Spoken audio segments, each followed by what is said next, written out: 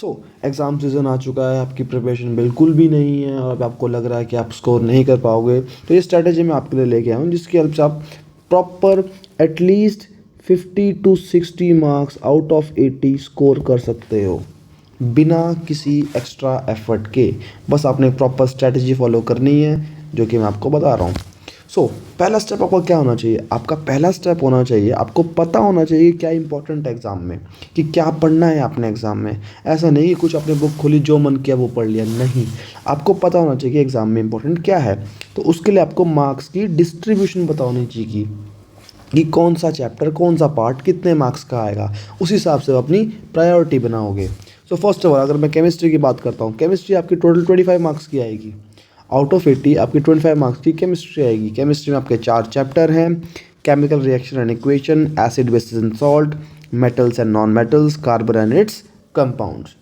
फिर हम बात करते हैं फिज़िक्स के बारे में। फिज़िक्स आपकी 25 मार्क्स की, अगेन 25 नंबर की आपकी फिज़िक्स आएगी, जिसमें आपका electricity chapter, magnetic effects of electric current, light और ह्यूमन आई चैप्टर आएगा। बायोलॉजी सबसे ज़्यादा मार्क्स की आपके पास आएगी, 30 मार्क्स की आपके पास बायोलॉजी आएगी। इसमें से 5 चैप्टर आपके पास आएंगे: life process, control and coordination, how do organism reproduce, heredity और आर इन्वायरमेंट। ठीक है, अब आपको पता लग गया कि आपके मार्क्स कैसे आएंगे: 25 केमिस्ट्री, 25 फिजिक्स और 30 बायोलॉजी। अब आपको पता है कि आपको कौन सा सब्जेक्ट आपका वीक है और किसको आपको स्ट्रॉन्ग करना है। ठीक है, चलो अब आपको पता होना चाहिए चैप्टर वाइज सबसे इंपॉर्टेंट टॉपिक्स क्या हैं आपके। इस पार्ट को आप प्लीज़ बिल्कुल ध्यान से सुनना, साथ में नोटबुक ले लो, अगर जहाँ भी आप नोट कर रहे हो वहाँ नोट कर लो, ताकि ये मोस्ट इंपॉर्टेंट टॉपिक्स हैं और आपने बेयर मिनिमम ये तो स्टडी करने ही करने हैं। सबसे पहला चैप्टर है हमारे पास केमिकल रिएक्शन एंड इक्वेशन। तो इसमें हमारे पास आता है बैलेंसिंग। क्या आएगा हमारे पास? बैलेंसिंग। बैलेंसिंग पे मोस्टली एमसीक्यू आते हैं कि आपको इक्वेशन दे देंगे, उसमें एम एन और ओ ऐसे निकालने पड़ेंगे, या एक्स वाई जेड इनकी वैल्यू निकाल लो। ठीक है, दूसरा आपके पास आएगा टाइप ऑफ केमिकल रिएक्शन, कि कौन सा रिएक्शन है, ये किस टाइप का केमिकल रिएक्शन है, कॉम्बिनेशन है, डिकम्पोजिशन रिएक्शन है, ऑक्सीडेशन रिडक्शन है। तो मोस्टली ना इसमें डिकम्पोजिशन पूछते हैं, और डिकम्पोजिशन में ये पूछेंगे कौन सा वाला डिकम्पोजिशन है, ये फोटोलिटिक डिकम्पोजिशन है, ये इलेक्ट्रोलिटिक डिकम्पोजिशन है, ये थर्मल डिकम्पोजिशन है, ये कौन सा डिकम्पोजिशन है। ठीक है, और कभी कभार डिस्प्लेसमेंट और डबल डिस्प्लेसमेंट के बारे में भी पूछ लेते हैं। तो मोस्ट इंपॉर्टेंट तो डिकम्पोजिशन और डबल डिस्प्लेसमेंट और डिस्प्लेसमेंट हो जाएंगे हमारे पास। ठीक है, उसके बाद आती है हमारे पास कलर चेंजिंग एक्टिविटीज़ या फिर रिएक्शन, जिसमें आपको कलर चेंजिंग होता दिखेगा। फॉर एग्जांपल कॉपर सल्फेट को हीट करोगे क्रिस्टल्स को तो वो वाइट कलर के हो जाएंगे, या फिर हम आपके पास AgBr का कलर चेंज हो जाता है अगर आप सिल्वर को बाहर रख देते। ऐसे आपके पास रिएक्शंस आते रहेंगे। आपका प्रेसिपिटेट येलो कलर का बना, पेल येलो कलर का, वाइट कलर का प्रेसिपिटेट बना, तो ये रिएक्शन आएंगे आपके पास। फिर उसके बाद आता है रीडॉक्स रिएक्शन आता है आपके पास में, जिसमें रिडक्शन भी हो रही है और ऑक्सीडेशन भी हो रही है। और आखिरी में स्पेशल काइंड रिएक्शन, जैसे कि एक थर्माइट रिएक्शन है, ये कहाँ पे यूज़ होता है, रेलवे ट्रैक को ज्वाइन करने में यूज़ होता है, ये क्या रिएक्शन है, क्यों यूज़ करते हैं इसको, इस तरह के क्वेश्चन आएंगे आपके पास। Then acids bases and salts, my personal favourite chapter. इसमें से आपका फर्स्ट ऑफ ऑल अपनी वेरी बेसिक चीज़ है, बहुत ही छोटी सी चीज़ है, आपको ज़्यादा टाइम लगेगा नहीं, आधे घंटे के अंदर अंदर हो जाएगी। आधा घंटा तो मैंने बहुत ज़्यादा बोल दिया है, 20 मिनट्स में हो जाएगी। सो आपने इसमें पढ़ना है कि इंडिकेटर्स क्या होते हैं: नेचुरल इंडिकेटर्स, आर्टिफिशियल इंडिकेटर्स और यूनिवर्सल इंडिकेटर्स। आपको 10 से 15 मिनट लगेंगे इसको पढ़ने में, अगर आपने बिल्कुल कुछ नहीं पढ़ रखा तब। ठीक है, फिर एक क्वेश्चन आता है पीएच स्केल के ऊपर, कि इसका पीएच 7 से कम होगा कि 7 से ज़्यादा होगा। आपके पेट में लैक्टिक एसिड है, अगर आप दूध, आपका पेट में अगर एसिडिटी बढ़ गई तो आपका पीएच इंक्रीज़ होगा कि डिक्रीज़ होगा। ऐसे क्वेश्चन आएंगे आपके पास। फिर आते हैं हमारे पास सॉल्ट्स के ऊपर। सॉल्ट्स में ना आपसे पूछेंगे क्लोर एल्कलाई प्रोसेस, कॉस्टिक सोडा के लिए क्लोर एल्कलाई प्रोसेस। ठीक है, और उसमें जो बाय प्रोडक्ट्स बनते हैं, एक्स्ट्रा प्रोडक्ट्स बनते हैं, जैसे कि H2 बनता है, Cl2 बनता है, इनके क्या यूज़ होते हैं ये भी पूछ लेते हैं। तो क्लोर एल्कलाई तो आपने पढ़ के जाना ही है। फिर इसमें और इम्पोर्टेंट क्या है, प्लास्टर ऑफ पेरिस, POP, इसका यूज़ कैसे होता है, बनता कैसे है, जिप्सम वगैरह सब आपने बताना है, मतलब सब आपने पढ़ना है। Washing soda, baking soda. अच्छा, बेकिंग सोडा पे ना क्वेश्चन आ जाता है, रिपीटेडली आया हुआ है। बेकिंग सोडा और बेकिंग पाउडर के बीच में डिफरेंस भी पूछ लेते हैं, और ये भी पूछ लेते हैं इससे ये बनता कैसे है। ठीक है। और छोटे मोटे कुछ टॉपिक्स हैं आपको जो पता होनी चाहिए, आ जाते हैं कभी कभार, जैसे कि H2 गैस रिलीज होगी तो उसका डिटेक्शन कैसे होगा, पॉपिंग साउंड से। CO2 कैसे होगा, लाइम वाटर टर्न्स मिल्की, इनसे। और आखिरी में ये टॉपिक वेरी इंपॉर्टेंट है, वाटर ऑफ क्रिस्टलाइजेशन, जैसे कि CaSO4.12H2O। तो ये हाफ H2O ये क्या है, ये वाटर ऑफ क्रिस्टलाइजेशन ही तो है। ठीक है, इससे क्या फ़र्क आता है, जैसे हमारे पास CuSO4 है, कॉपर सल्फेट डॉट 5H2O है, इसको हीट करते हैं तो 5H2O रिलीज हो जाता है, तो कलर उसका चेंज हो जाता है। तो ऐसे ऐसे रिएक्शन आपको आ जाते हैं। Then we have metals and non metals. तो पहले आपने सबसे पहले क्या करना है, स्टार्टिंग मेटल्स की केमिकल प्रॉपर्टी पर लेनी, क्या कैसी केमिकल प्रॉपर्टीज होती हैं। ठीक है, आपको उसमें कम से कम 5-6 रिएक्शंस मिलेंगी, वो रिएक्शन आपने पढ़ लेनी, आपको समझ में आ जाएगी। Very important, reactivity series of metal, कौन सा मेटल ज़्यादा रिएक्टिव है, कौन सा मेटल कम रिएक्टिव है, तो उससे होता क्या है, इसे डबल डिस्प्लेसमेंट या डिस्प्लेसमेंट पढ़ेंगे हम। ठीक है, कुछ एक्सेप्शनल रिएक्शन, जैसे कि मेटल्स को जब आप HNO3 नाइट्रिक एसिड से रिएक्ट करते हो तो क्या क्या रिएक्शन होती हैं, तो ये ज़रूर पढ़ना आपने एक्सेप्शनल रिएक्शन, कि जब मेटल्स HNO3 से रिएक्ट करते हैं तो क्या होता है। बाकी एसिड से रिएक्ट करेंगे तो कुछ और होगा, लेकिन HNO3 से करेंगे तो कुछ अलग होगा, ये एक एक्सेप्शन है, तो ये पढ़ लेना। अच्छा, मेटलर्जी में ना 2 पॉइंट अच्छे अच्छे आते हैं हमारे पास, एक कैल्सिनेशन, एक रोस्टिंग, और एक और 3 पॉइंट है, और एक इलेक्ट्रोलिटिक रिफाइनिंग। ये 3 पार्ट पढ़ लेना मेटलर्जी में। अगर आप ये 3 भी पढ़ लोगे इस पूरे चैप्टर में से, तब भी आपका ये चैप्टर हाफ कवर हो जाएगा। ये मोस्ट इंपॉर्टेंट टॉपिक्स हैं, स्टार लगा दो यहाँ पे, ट्रिपल स्टार। ठीक है, then we have carbon and its compounds, one of the most important and promising chapter. ये चैप्टर में अच्छी बात क्या है, इसमें से 2 पार्ट हैं चैप्टर के, एक पार्ट जो आपने याद करना है, रटना है, और एक पार्ट जो आपने समझना है। तो समझने वाला पार्ट पहले आप देख लो, IUPAC नेमिंग, ये आपको प्रैक्टिस से आएगा। IUPAC नेम आपको 1 घंटा आराम से प्रैक्टिस करो, आप उसके बाद IUPAC नेम में आप वो हो जाओगे, एक मास्टर बन जाओगे। ठीक है, इलेक्ट्रॉन डॉट स्ट्रक्चर किस किस के आते हैं ज़्यादातर, एक तो अल्कोहल्स के, इथेनॉल दे दिया, मिथेनॉल दे दिया, या फिर कुछ ऐसे कंपाउंड जिनमें डबल बॉन्ड होता है, ट्रिपल बॉन्ड होता है, तो उनकी प्रैक्टिस करना ज़्यादा, ना कि सिंगल बॉन्ड, जैसे मीथेन वगैरह, ये मीथेन का स्ट्रक्चर जैसे कि मेरे पास, तो इसकी प्रैक्टिस करने लगे, नहीं इसकी कर लो ठीक है, बट आप डबल बॉन्ड और ट्रिपल बॉन्ड वालों की प्रैक्टिस करना। ठीक है, फिर आप पाएगा होमोलोगस सीरीज़ के ऊपर, या तो उस पर MCQ आ जाएगा, या फिर कोई 2 मार्क्स का क्वेश्चन बन जाएगा, या फिर किसी क्वेश्चन के बीच में आ जाएगा, ये जो 2 मार्क्स का होगा। तो होमोलोगस सीरीज़ पे क्वेश्चन रिपीटेडली बहुत बार आया हुआ है। ठीक है, then we have some important reactions, जैसे कि एस्टरिफिकेशन रिएक्शन पढ़नी है आपने, सपोनिफिकेशन रिएक्शन जिससे हम सोप फॉर्मेशन होती है, डिहाइड्रेशन ऑफ इथेनॉल, जब इथेनॉल में हम H2SO4 डाल देते हैं कंसनट्रेटेड, उसको हीट करते हैं तो क्या बनता है, इथेनॉल से इथेनोइक एसिड बन जाता है। ये रिएक्शन जरूर पढ़ना है आपने, तो मैंने बता ही दिया यहीं पे आपको। ठीक है, फिर सोप का एक्शन क्या है, कि जो हमारा सोप है वो काम कैसे करता है, मिसेल फॉर्मेशन, एक हाइड्रोस्कोपिक होता है, एक हमारे पास हाइड्रोफोबिक होता है, नहीं हाइड्रोफिलिक होता है और हाइड्रोफोबिक होता है, 2 एंड्स होते हैं, एक हमारा डर्ट पर अटैच होता है, एक हमारा वाटर पर अटैच होता है, फिर से मिसेल बनता है। ये आपको पता होना चाहिए डायग्राम के साथ। ठीक है, बनवाया था ना डायग्राम, यहाँ पे ऐसे करके एक टेल बनती है, ऐसे करके, यहाँ पे Na लगा होता है कुछ। ठीक है, सॉरी यहाँ पे लगा होता है Na। अच्छा, और एक और लास्ट टॉपिक है चैप्टर का, डिटर्जेंट वर्सेस सोप्स, कि डिटर्जेंट और सोप के एक्शन में क्या डिफरेंस होता है हमारे पास। ठीक है, अच्छा, life process chapter, life process में क्या होगा, लाइफ प्रोसेस में जो हार्ट का डायग्राम है ना, आपको सिर्फ डायग्राम की लेबलिंग पता होनी चाहिए, क्योंकि हार्ट का डायग्राम बनाना पहले आता था, अब इतना कॉमन नहीं है, तो आपको पता होना चाहिए कि राइट एट्रियम, लेफ्ट वेंट्रिकल वगैरह, कहाँ से ब्लड आ रहा है, कहाँ से ब्लड जा रहा है, डीऑक्सीनेटेड, ऑक्सीजनेटेड, भाई इतना पता होना चाहिए आपको। और साथ में वेरी इंपॉर्टेंट है, वेरी वेरी इंपॉर्टेंट, हमारे पास डबल सर्कुलेशन, हमारी बॉडी में 2 बार सर्कुलेट क्यों होता है ब्लड, ये आपको पता होना चाहिए डबल सर्कुलेशन के बारे में। फिर एक्सक्रीशन की बात करेंगे, प्लांट्स में एक्सक्रीशन कैसे होता है, इसको पढ़ने में आपको 10 से 15 मिनट लगेंगे। ठीक है, ह्यूमन एक्सक्रीटरी सिस्टम, जिसमें किडनी बनाते हो आप, यूरेटर बनाते हो, यूरेटर बनाते हो, यूरिथ्रा बनाते हो, यूरिनरी ब्लैडर बनाते हो। ठीक है ना, ये वाला डायग्राम आपको पता होना चाहिए। ठीक है, और नेफ्रॉन का डायग्राम, नेफ्रॉन क्या होता है, किडनी की फंक्शनल यूनिट। ठीक है, और आपको पता होना चाहिए कि नेफ्रॉन क्या बोलते हैं, एक्सक्रीशन और इजेशन में फ़र्क क्या होता है। इस चैप्टर की जो वीडियो आएगी उसमें डाल दूंगा मैं इसको।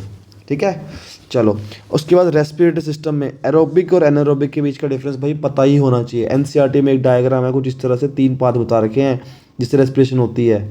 ठीक है, वो डायग्राम को अच्छी तरह पढ़ लेना, अच्छी तरह समझ लेना। ठीक है, उसके बाद एक डिफरेंस टेबल बना लेना, यहाँ पे एरोबिक, यहाँ पे एनारोबिक, यहाँ पे डिफरेंस लिख देना इन दोनों के, बस ये पढ़ लेना आराम से। अच्छा, एक रेस्पिरेटरी सिस्टम का डायग्राम भी पढ़ लेना, इजी डायग्राम है, आपको लेबल करना आएगा। वैसे तो अगर नहीं भी आएगा लेबल करना, बनाना भी आ गया तो बना लोगे, बहुत ईजी डायग्राम है। ठीक है। न्यूट्रिशन, भाई न्यूट्रिशन चैप्टर, जो न्यूट्रिशन वाला पार्ट है ना, उसमें बहुत सारी चीज़ें हैं। तो आपने जो 3 मोस्ट इंपॉर्टेंट पढ़नी है, अमीबा में कैसे न्यूट्रिशन होता है, ज़्यादा टाइम लगेगा नहीं, आराम से आप पढ़ सकते हो।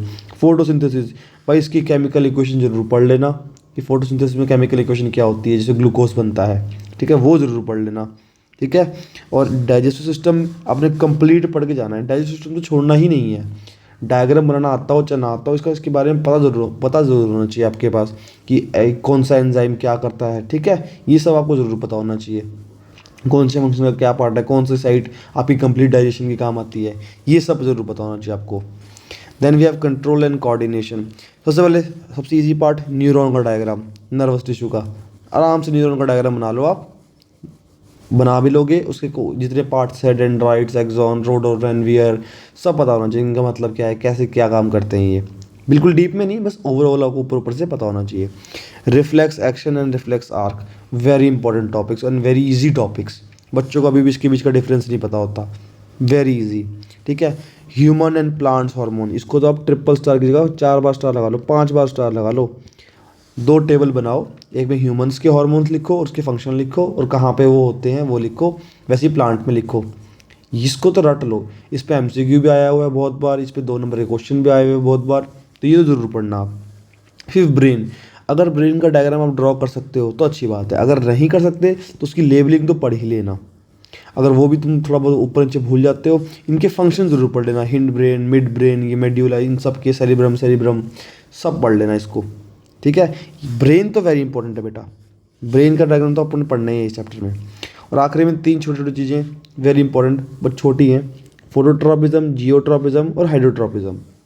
ज़्यादा टाइम लगेगा इसको पढ़ने, 15 से 20 मिनट लगते हैं अगर आपने नहीं पढ़ रखा तो। मैं इस वीडियो में ये ज्यूम कर रहा हूँ कि अभी आपने कुछ नहीं पढ़ रखा, आप ज़ीरो हो, उसके बावजूद भी आप इतने नंबर ला सकते हो। ठीक है। Then we have how do organisms reproduce. ये चैप्टर हल्का सा ना वाइड है, बच्चा बोलता है लाइफ प्रोसेस है वाइड, तो नहीं, ये ज़्यादा वाइड है क्योंकि इसमें टॉपिक ना बहुत सारे हैं जो इंपॉर्टेंट है। लाइफ प्रोसेस में टॉपिक तो बहुत सारे हैं लेकिन इंपॉर्टेंट गिने चुने हैं, यहाँ पे थोड़े इंपॉर्टेंट टॉपिक ज़्यादा हैं। तो सबसे पहले स्टार्टिंग में ये एसेक्सुअल रिप्रोडक्शन से बहुत टाइप के होते हैं, मल्टीपल विजन, बाइनरी विजन, ये वो सब कुछ। तो आपने ना मेन 2 पढ़ने हैं जो मोस्ट इंपॉर्टेंट है। कौन कौन से, एक तो बडिंग पढ़ लेना, एक वेजिटेटिव प्रोपगेशन पढ़ लेना, ये मोस्ट इंपॉर्टेंट है। फिर प्लांट्स में रिप्रोडक्शन कैसे होता है, जैसे फ्लावर का डायग्राम बताया था आपको मैंने, नहीं, एंथर स्टिग्मा, कैसे हमारे पास पॉलन ग्रेन्स आते हैं, सब कुछ ये डायग्राम जरूर पढ़ लेना आप। फ्लावर का डायग्राम तो बहुत बार एग्जाम में आया हुआ है, 2025 में भी फ्लावर का डायग्राम आया था, इस साल के एग्जाम में जो पिछली बार हुआ था, सॉरी, उसमें फ्लावर का डायग्राम जरूर दिया हुआ था उन्होंने। ठीक है। फिर ह्यूमंस में रिप्रोडक्शन में मेल रिप्रोडक्टिव पार्ट और फीमेल रिप्रोडक्टिव पार्ट, इनकी लेबलिंग पढ़ लेना। ठीक है, सिर्फ लेबलिंग ड्रॉ करना आए चाहे ना आए कोई बात नहीं, लेबलिंग जरूर आनी चाहिए। और इसमें भी फीमेल वाली जो होती है वो ज़्यादा इंपॉर्टेंट होती है, फीमेल का लेबलिंग बहुत बार आई हुई है। ठीक है, फीमेल रिप्रोडक्टिव पार्ट की, मेल की तो एक बार को आप छोड़ भी सकते हो। Then we have sexually transmitted diseases, STDs. इसमें हमारे पास वायरल इन्फेक्शन होते हैं और बैक्टीरियल इन्फेक्शन होते हैं, दोनों के एग्जाम्पल पढ़ने हैं आपने। वायरल इन्फेक्शन जो वायरस से होते हैं, बैक्टीरियल इन्फेक्शन जो बैक्टीरिया से होते हैं, ईजी वाला पार्ट। अच्छा, ये एसटीडी को प्रिवेंट करने के लिए कौन कौन से मेथड है, बैरियर प्रोटेक्शन, आईयूडी वगैरह वगैरह, ये सब कुछ आपने पढ़ने, पिल्स। ठीक है, ये सब पढ़ लेना। और चैप्टर सबसे इंपॉर्टेंट पार्ट है मेंस्ट्रुएशन वाला, इसको एक बार लास्ट में गो थ्रू कर लेना। देन वी हैव हेरिडिटी, छोटा चैप्टर है, छोटे टॉपिक्स हैं। पहले तो मेंडल के तीनों लॉ पढ़ लो, इंडिपेंडेंट असॉर्टमेंट, डोमिनेंस और सेग्रीगेशन, इसको अच्छी तरह समझ कर लेना क्योंकि इन बच्चों को ना ये रट तो जाता है, इनका ना मतलब नहीं पता होता। आपसे पूछ लेते हैं इस क्वेश्चन में कि इसमें कौन सा लॉ वेरीफाई वो हो रहा है हमारे पास, डिपिक्ट हो रहा है, या कौन सा लॉ शो हो रहा है हमारे पास यहाँ पे, तो आपको पता ही नहीं कौन सा लॉ है। तो इनको अंडरस्टैंड दिस, अंडरस्टैंड, इसको समझने इन 3 लॉज को। ठीक है, डीपली अंडरस्टैंड कर लेना एक बार। वैसे देखा जाए तो 3-4 लाइनें ही है बस, लेकिन फिर भी। ठीक है। फिर आपके पास आता है mono hybrid cross, very important भाई, इस पे तो स्टार लगा लो 5 अगेन। मोनो हाइब्रिड क्रॉस से भाई हमेशा आपके पास क्वेश्चन आएगा और न्यूमेरिकली आएगा, और आपसे पूछेंगे F2 जो प्रोजनी है, मतलब तो जो सेकंड जनरेशन होगी, उसमें पॉपुलेशन निकालो कि हमारे पास 100 कुछ थे, इसमें 2 ट्रेड्स दिखाए या 1 ट्रेड दिखाया। फॉर एग्जांपल आपको ऐसे क्वेश्चन नहीं देंगे कैपिटल टी स्मॉल टी, ये नहीं देंगे आपको डायरेक्टली, आपको बोल देंगे 2 डॉग्स थे, एक का ब्लैक फर था, एक का हमारे पास ब्राउन फर था, ब्राउन वाला हमारा डोमिनेंट था, ये हमारा रिसेसिव था। टोटल हमारे पास 100,000 प्रोजनी मिली F2 में। तो बताओ हमारे पास डोमिनेंट कौन सा होगा, ये रिसेसिव कौन सा होगा। तो वहाँ पर आप कैसे यूज़ करोगे, आपको पता 3:1 की रेशो आती है, फिर वहाँ से आप आंसर निकालोगे। तो एक न्यूमेरिकल प्रॉब्लम बन जाएगी, ठीक है। और लास्ट में आपने पढ़ के आना है सेक्स डिटर्मिनेशन इन ह्यूमंस, कि मेल होगा कि फीमेल होगा, ये कैसे पता लगता है। ये क्रोमोसोम वगैरह आप जो पढ़ोगे ना, X chromosome, Y chromosome, X X X Y, ये वाला डायग्राम ये जरूर पढ़ के आना, ये वाला फ्लो चार्ट, ठीक है। Then moving on to physics. Physics में आपका टाइम सबसे कम लगेगा पढ़ने में, प्रैक्टिस में सबसे ज़्यादा टाइम इसमें लगेगा आपका। तो सबसे पहले न्यूमेरिकल पार्ट अलग ही कर लेते हैं। मिरर फॉर्मूला जो आपको पता ही है, 1/v + 1/u = 1/f। और इसमें मैग्नीफिकेशन क्या होती है, m = -v/u, ये वाला मिरर फॉर्मूला, इस पर न्यूमेरिकल आएगा। लेंस फॉर्मूला क्या था, 1/v - 1/u = 1/f। और मिरर फॉर्म और मैग्नीफिकेशन m = v/u, ठीक है। तो मिरर फॉर्मूला और लेंस फॉर्मूला इसको एक बार पढ़ लेना। इसको पढ़ने के लिए आपको ना सबसे पहले वो पढ़ना पड़ेगा, क्या, साइन कन्वेंशंस, साइन कन्वेंशंस, ठीक है। चलो उसके बाद एक कभी क्वेश्चन आता है पावर ऑफ लेंस पे, वो पूछते हैं ना पावर क्या इस लेंस की। तो बेसिकली पावर कैसे निकालते हो, पावर = 1/f। पावर की यूनिट क्या होती है, डायोप्टर, क्या होती है, डायोप्टर, ठीक है। याद रखना f को मीटर में लेना होता है, जब चैप्टर रिवीजन कराऊंगा तब उसमें बता दूंगा आपको अच्छी तरह से। फिर रे डायग्राम्स, बच्चे बोलते रे डायग्राम सर याद नहीं होते, क्योंकि करने भी नहीं होते बेटा।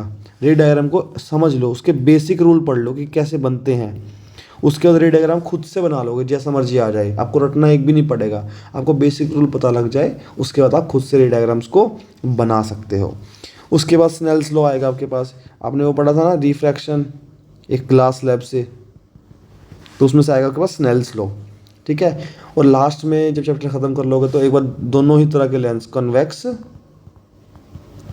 और कॉनकेव, और दोनों ही तरह के मिरर्स, इन दोनों की एप्लीकेशन यानी कि यूजेस कहाँ होते हैं वो ज़रूर पढ़ लेना, ठीक है। वो पेपर में आप पूछ लेते हैं कभी कभार, या फिर आपको वो इनडायरेक्टली बोल देते हैं कि हमने एक सिक्योरिटी मिरर यूज़ किया है। अब आपको नहीं पता सिक्योरिटी मिरर क्या होता है, कौन सा होता है, कन्वेक्स की कॉनकेव, तो पता होना चाहिए आपको। तो ये पार्ट तो इंपॉर्टेंट है ही। फिर human I in the colourful world, भाई इस चैप्टर में थ्योरी है, कभी कभार न्यूमेरिकल आ जाता है एक आध बार, तो इस चैप्टर को छोड़ना नहीं। सबसे पहले ह्यूमन आई चैप्टर में सबसे इंपॉर्टेंट क्या है, ह्यूमन आई। बच्चा बोलते ये क्या बात है, देखो आई का डायग्राम जरूर पढ़ना, आई का डायग्राम अच्छी तरह से याद कर लेना। नहीं होता या डायग्राम नहीं बनता तो एटलीस्ट उसके फंक्शन तो याद कर लेना सारे पार्ट के, कॉर्निया का क्या होता है, रेटिना का क्या होता है, सिलेरी मसल्स का क्या होता है, इनके फंक्शन याद कर लेना, ठीक है। उसके बाद आई के डिफेक्ट कौन कौन से हैं हमारे पास, मायोपिया और हाइपरमेट्रोपिया। हमारे पास प्रिस्बायोपिया भी है, कैटरैक्ट भी है, पर उनको बाद में करना, पहले मेन जो इंपॉर्टेंट है मायोपिया है ना, हाइपरमेट्रोपिया है। फिर इनका कॉजेज़ क्या है, ये होते क्यों हैं, और इनकी करेक्शन क्या है, इनको करेक्ट कैसे करेंगे हम, ठीक है। अब नेचुरल फिनोमेना की बात करें कि प्रिज्म से वाइट लाइट 7 रंगों में टूट जाती है, जो उसका डिस्पर्जन होता है वो कैसे होता है। और न्यूटन ने जो एक्सपेरिमेंट किया था, 2 प्रिज्म लेके यहाँ से एक कलर छोड़ा तो 7 कलर निकले, और 7 कलर इसमें गए तो वापस एक कलर मिल गया वाइट कलर का, ठीक है। वैसे तो ये वाइट नहीं दिख रहा आपको ऑब्वियस, बट आप समझ गए होंगे। तो न्यूटन का एक्सपेरिमेंट पढ़ लेना। नेचुरल फिनोमेना में हमारे 3 टॉपिक है main important, twinkling of stars, why do stars twinkle but planets do not, ये पढ़ लेना। Colour of the sky blue क्यों होता है, और शाम के टाइम हल्का सा रेडिश हो जाता है, और अगर हाई एल्टीट्यूड पे जाओ तो वहाँ पे कलर डार्क हो जाता है। तो ये तीनों चीज़ें एटमॉस्फेरिक रिफ्लेक्शन से आपको समझ में आ जाएंगी, और light of scattering of light से समझ में आ जाएंगी, ठीक है। ये पढ़ लेना, ठीक है। Early sunrise and delayed sunset, इस चैप्टर में सबसे इंपॉर्टेंट टॉपिक ये भी हो सकता है क्यों बोल रहा हूँ कि इस पर क्वेश्चन आया हुआ है, बट ये ईजी है तो इस पर कभी कभार क्वेश्चन नहीं भी आता, लेकिन मोस्ट इंपॉर्टेंट टॉपिक्स हमने ऊपर लिख लिए हैं। देन वी हैव इलेक्ट्रिसिटी, भाई सीरीज और पैरेलल रेजिस्टेंस, इसकी प्रॉब्लम्स कर लेना। प्रॉब्लम्स मतलब इस पे तो एक तो आएंगे न्यूमेरिकल्स, आपको अलग अलग सर्किट बना के दे देंगे, ठीक है ना। इस सर्किट का रेजिस्टेंस निकाल लो, इस सर्किट का रेजिस्टेंस निकाल लो, उसमें सीरीज भी होगा और पैरेलल भी मिक्स होंगे, ठीक है। तो उसको आराम से सॉल्व करना। और दूसरा आपसे पूछेंगे सीरीज़ और पैरेलल में फ़र्क क्या है, अगर डोमेस्टिक सर्किट में घर पे लगाऊं, सीरीज़ में लगाऊं या पैरेलल में लगाऊं तो फ़र्क क्या होगा, तो फ़र्क आपको पता होना चाहिए। फिर ओम्स लॉ, जैसे कि क्या था ओम्स लॉ, V = IR, इस पे न्यूमेरिकल्स आएंगे, ओम्स लॉ में आपको रेजिस्टेंस पूछ लेंगे, या फिर आपसे वोल्टेज पूछ लेंगे, करंट पूछ लेंगे कि इस रेजिस्टेंस पे कितनी करंट जा रहा है, इस रेजिस्टेंस से कितनी वोल्टेज है हमारे पास, तो वो पूछ सकते हैं आपसे। अच्छा, इसमें इंपॉर्टेंट है जो इस साल भी आया हुआ क्वेश्चन, वेरी इंपॉर्टेंट, उसको स्टार लगा लो, 3 स्टार दोबारा लगा लो, 4 लगा, 5 लगा दिए मैंने तो। वी आई ग्राफ या फिर आई वी ग्राफ, बच्चों को लगता है दोनों सेम है, नहीं, दोनों अपोजिट हैं एक दूसरे के। ठीक है, दोनों ग्राफ आपको पता होना चाहिए, इससे रेजिस्टेंस कैसे निकालते हैं, स्लोप से। ठीक है, चलो, पावर पे इतने क्वेश्चन आ जाते हैं कई बार, लेकिन हीटिंग इफेक्ट ऑफ करंट और कमर्शियल यूनिट ऑफ एनर्जी, जिसको आप बोलते हैं 1 kWh, इसके ऊपर आप न्यूमेरिकल ट्राई करना। उसमें आपको जनरली सारे न्यूमेरिकल कैसे मिलेंगे, इलेक्ट्रिसिटी बिल के ऊपर कि एक 1 मंथ के लिए कितना बिल आया आपका।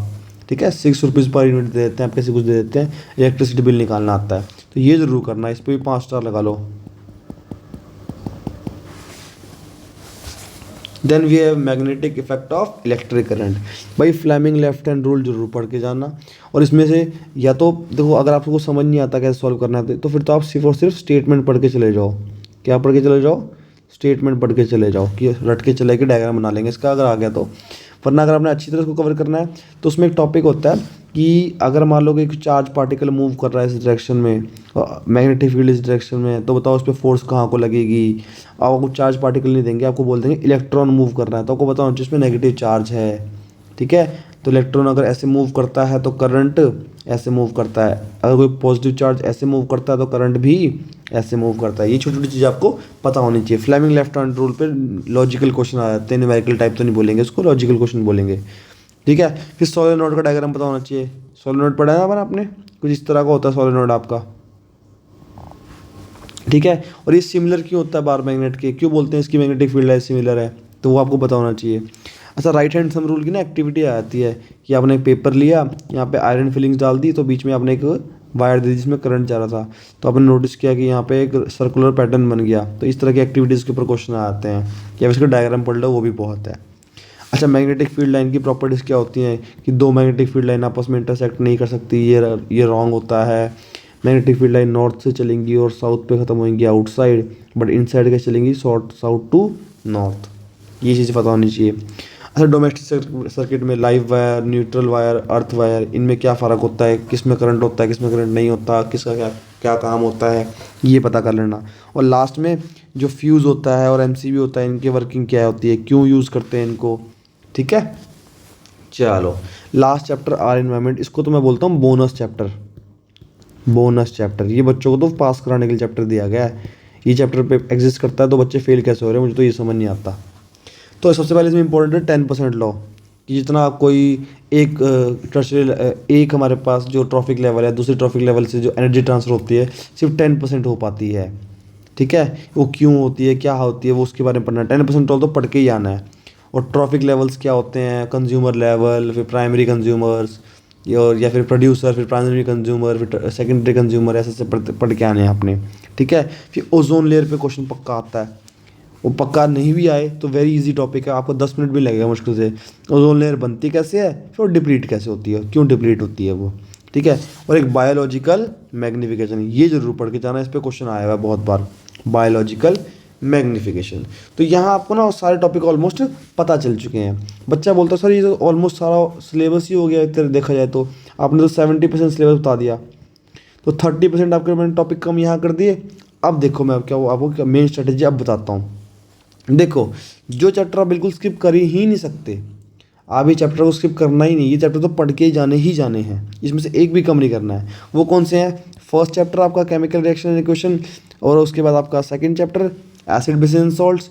वैसे ही आपका बायोलॉजी में लाइफ प्रोसेस और हाउ डू ऑर्गेनिज्म रिप्रोड्यूस, और फिजिक्स में ह्यूमन आई और मैग्नेटिक फील्ड। ये मोस्ट ईजीएस्ट चैप्टर बता रहा हूँ और सबसे ज़्यादा स्कोरिंग चैप्टर्स हैं।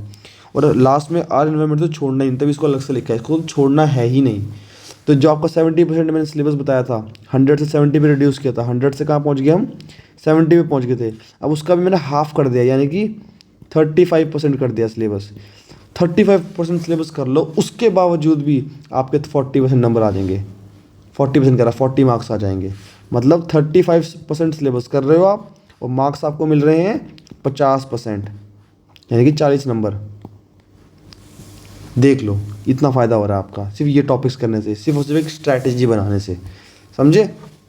पहला शर्त तो आपने पता कर लिया, पहला शर्त था आपको पता होना चाहिए टॉपिक कौन सी इंपॉर्टेंट है।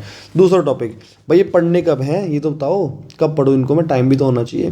तो देखो 1 फेब से आप शुरू करोगे पढ़ना, 1 फेब से लेके 10 फेब तक आपके पास टाइम है पढ़ने का, क्योंकि उसमें आप सारे सब्जेक्ट पढ़ सकते हो। क्योंकि 11 फेब से लेके 16 फेब तक आप प्रिपेयर करोगे मैथ्स के एग्ज़ाम के लिए, मैथ का पेपर की आप तैयारी करोगे। उसके बाद 17 फेब से लेके 21 फेब तक आप इंग्लिश के एग्ज़ाम की तैयारी करोगे, ठीक है। उसके बाद आपका साइंस के एग्ज़ाम की तैयारी का टाइम कब बचा आपके पास, 21 फेब से 24 फेब तक, क्योंकि 25 को तो आपका साइंस का पेपर है। तो आपके पास सिर्फ कितने दिन है, ये 4 डेज़ हैं आपके पास, including the day of examination. जब आप इंग्लिश का पेपर दे के आओगे वो दिन को काउंट करके आपके पास सिर्फ और सिर्फ 4 दिन है, ठीक है। तो इससे अच्छा 4 दिन से मतलब तो इतना सारा सिलेबस नहीं हो पाएगा। तो अपने 1 फेब से लेकर 10 फेब तक आपने अपना सारा का सारे टॉपिक्स जो आपने प्रिपेयर करने हैं वो प्रिपेयर कर लो। या तो आप ये चैप्टर्स प्रिपेयर कर लो, सबसे पहले ये चैप्टर प्रिपेयर करना, फिर जो बच जाएंगे वो चैप्टर प्रिपेयर करना, ठीक है। माइंडेड अगर आपको पास होने में प्रॉब्लम हो रही है या फिर आपके ने अभी तक कुछ नहीं पढ़ रखा है, तो सबसे पहले आपने ये टॉपिक्स करने हैं, ठीक है। और ज़रूरी नहीं है कि आपने सारे टॉपिक 100% सिलेबस कंप्लीट करना है, नहीं, बिल्कुल भी नहीं करना। आपने उतना पढ़ना है जितना आप पढ़ सकते हो, ठीक है। इस टाइम पे कोई रिस्क लेना नहीं होता। ये चैप्टर पढ़ के चले जाओ, ये भी मोर देन सफिशिएंट है। इसमें भी जाके आपके मार्क्स एटलीस्ट 40 मार्क्स तो मैं गारंटी कर ही रहा हूँ आपके पास, समझे।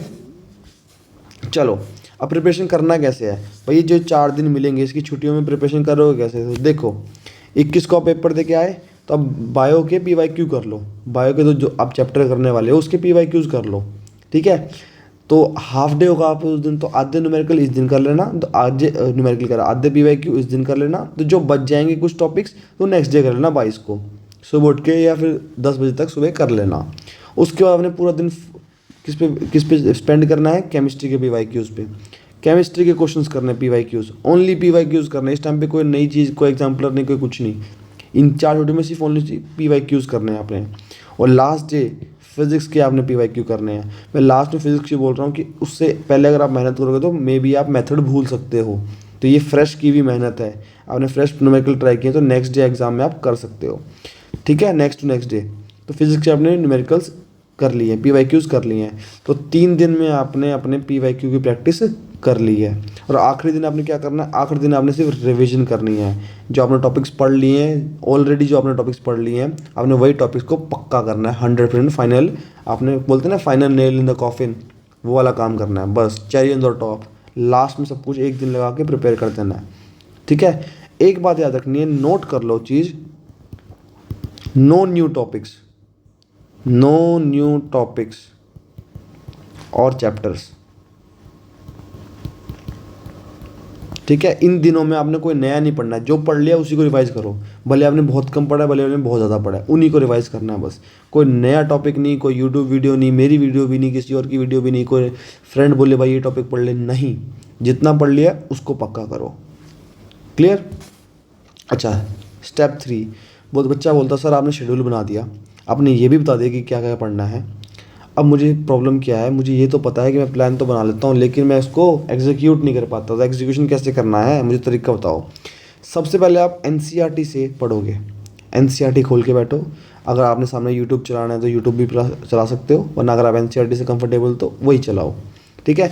तो NCERT से आपने सारा सब कुछ पढ़ना है, कोई एक्स्ट्रा बुक नहीं, कोई कुछ नहीं, ओनली NCERT। पेंसिल लेके बैठ जाओ, उसी के ऊपर जो आपने कुछ लिखना है अंडरलाइन कर लो, हाईलाइटर से भी सब कुछ उसी पे करना है, ठीक है। और साथ साथ आपने शॉर्ट नोट्स बनाने हैं, ये वेरी इंपॉर्टेंट है, this is must. Short notes जरूर बनाने हैं। ये वाला पार्ट ना बेटा, ये वाला पार्ट मैं 1 से 10 फरवरी का बता रहा हूँ, ये 1 से 10 फरवरी में करने हैं आपने, ठीक है। उसके बाद जैसे कि आपने जैसे चैप्टर सॉल्व किया साथ के साथ उसके क्वेश्चन कर लो। कहाँ से करोगे क्वेश्चन, NCERT से। अगर आप लाइफ प्रोसेस पढ़ रहे हो, फॉर एग्जाम्पल अगर आप लाइफ प्रोसेस पढ़ रहे हो तो आपने लाइफ प्रोसेस के NCERT के सारे क्वेश्चन कर लेने हैं, ब्लूप्रिंट क्वेश्चन और एक्सरसाइज क्वेश्चन, सेम डे में, छोड़ने नहीं अगले दिन के लिए, क्योंकि यही टाइम है प्रिपरेशन का। तो अगर आपने जो उस दिन वो चैप्टर पढ़ा है तो उसी दिन उसके NCERT कर लो। अगर आप पे टाइम बचता है तो आप एग्जाम्पलर ट्राई कर लो, ठीक है। और उसके बाद भी अगर आपने लास्ट में कम से कम 10 या 5 PYQ तो करने ही करने हैं, ठीक है, 5 PYQ प्रिपेयर कर लो। जो आप PYQ प्रिपेयर करोगे और जो NCERT प्रिपेयर करोगे उसमें सिमिलरिटी हो सकती है कि कुछ क्वेश्चन आपस में रिपीट हो जाएं, तो उनको स्किप कर सकते हो, तो आपका काम ओवरऑल आसान हो जाएगा। ये प्रॉपरली डूएबल है। सुबह आप स्टार्ट हो जाओ चैप्टर को पढ़ना, फर्स्ट आप पढ़ो उसकी थ्योरी या उसको रिविजन स्टडी करो, उसके बाद करो NCERT दिन के टाइम और रात के टाइम PYQ, बस पूरे दिन में चैप्टर निपट गया। छोटा चैप्टर होंगे तो मान लो जो चैप्टर छोटे हैं वो जल्दी हो जाएंगे, और क्या मन माने एक दिन में 2 चैप्टर भी हो जाएं, ठीक है। ये याद रखना, आपने पूरे दिन में 10 क्वेश्चन तो सॉल्व करने ही करने हैं, चाहे वो PYQ के हो चाहे NCERT के हो। NCERT तो करनी है, PYQ के या एक्स्ट्रा क्वेश्चन आपने 10 तो सॉल्व करने ही करने खुद से, बिना देखे, और कोई रोज के कम से कम 3 टॉपिक तो पढ़ने ही पढ़ने हैं। और सबसे इम्पोर्टेंट चीज़, सब कुछ एक ही रजिस्टर में करना है। ऐसा नहीं कि आपने बायो का अलग बना दिया, केमिस्ट्री का अलग, फिजिकल नहीं, बहुत ही रॉन्ग चीज़ है। फाइनल टाइम में तो आपने एक रजिस्टर बनाना है, क्योंकि आपने उसी से प्रिपरेशन करनी है, उसी में सब कुछ प्रिपेयर करो, उसी में न्यूमेरिकल करो, उसी में सब कुछ करो, ठीक है। चलो याद जरूर रखना बेटा एक बात, प्लान सिर्फ एक बार बनाना, यूँ नहीं कि आज प्लान बनाया कि मैं ये पढ़ूंगा फिर कल चेंज कर दिया, नहीं, एक बार बनाओ and then stick to it. Next जो इम्पोर्टेंट चीज़ है, ज़्यादा मत सोचो कि यार हो पाएगा नहीं हो, अरे नहीं हो पाएगा, just trust the process. Process को ट्रस्ट करो कि हो जाएगा तो हो ही जाएगा, ठीक है। बस आपने प्लान नहीं चेंज करना, और अपने जो आपने प्रोसेस बनाया उसको ट्रस्ट करो। बस एक बार प्लान बना दिया है, मैंने ही बना दिया आपके लिए प्लान, बस आपने वो 10 दिन का प्लान खुद बनाना है, क्योंकि उसका प्लान आप कोई नहीं बना सकता आपके लिए, आपको खुद बनाना पड़ेगा, क्योंकि चैप्टर आप खुद डिसाइड करोगे, ठीक है। अच्छा, जो अभी मैंने आपको स्क्रीन पर दिखाया इसकी PDF और बाकी चैप्टर्स के नोट्स की PDF आपको मेरे टेलीग्राम ग्रुप पर साइंस बाय मुकुल पर मिल जाएगी, आज ही उसको फॉलो करो। अगर आपने इंस्टाग्राम पे कनेक्ट होना है तो साइंस बाय मुकुल, यूट्यूब पे होना है तो भी साइंस बाय मुकुल, और टेलीग्राम पे होना है तो भी science by Mukul. I hope this video helps you. Best of luck for your exams.